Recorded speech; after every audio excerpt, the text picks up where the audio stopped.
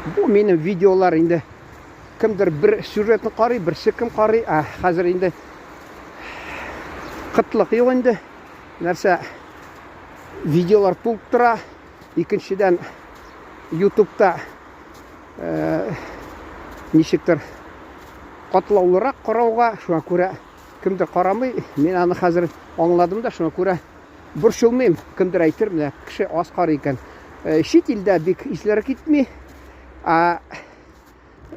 татарлар Рәсейде тұра, шет елде алар тұрған татарлар қызықсынмай, мұндағы татарлар кімдір Татарстанда яши, алар тыңлары еді, әмі міне шулай келіп шыға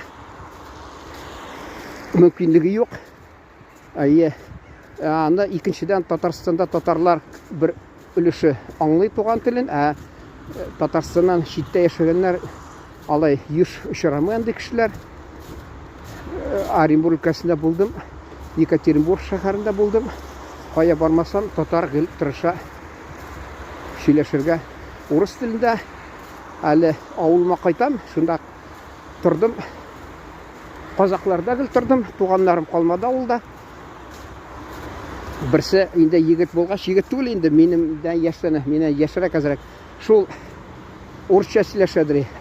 Анын алдынан бір қазақ апада тұрғаным. Ол енді менімден гел татарша тырышты сөйләшергә. Аңлап тұра, алар менімше политкорректность деп атылар. Біліп тұра енді, меңа біраз қатылаулырақ, мен енді алар қазақша сөйләшсе де аңлар едім, әмі мен қонақ болғаш, алар нештір оңайсызланып, бізде анда татар кішілі үйді революция қадарда, мәшітті татар байлары түзген, шуңа көре бізді татарыны біраз енді кішіге санап, құрмет етіп, біраз кішіге санап ойламаға сол азғана жоқ. Өзіне қалса шол нештір ихтибарлық, құрметлік көрсетіп татар тілінде. Ол Одессадан бір мәрхум енді абайым келгені, шол сағынып сезгендір ақырғы келуі деп, шуңа көре орамның кешілген ұзғанық. Шунда татар апа алдынан кірдік ол қазақ апасына. Ол шулық шай қойдырды. Саф татар тілінде сөйләшті біздің білен. Абайым сұқланмады, апа сіз татарша яқшы біләсіз деп.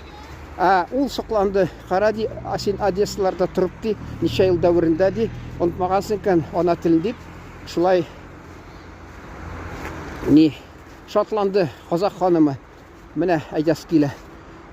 Жәмәғат, міне кішіні қызық сындырған, шул қызық-мызықны сөйлесең, халық көп қарар еді. Әмі ол біләсіз ме, файдасы бар ма, жоқ маның.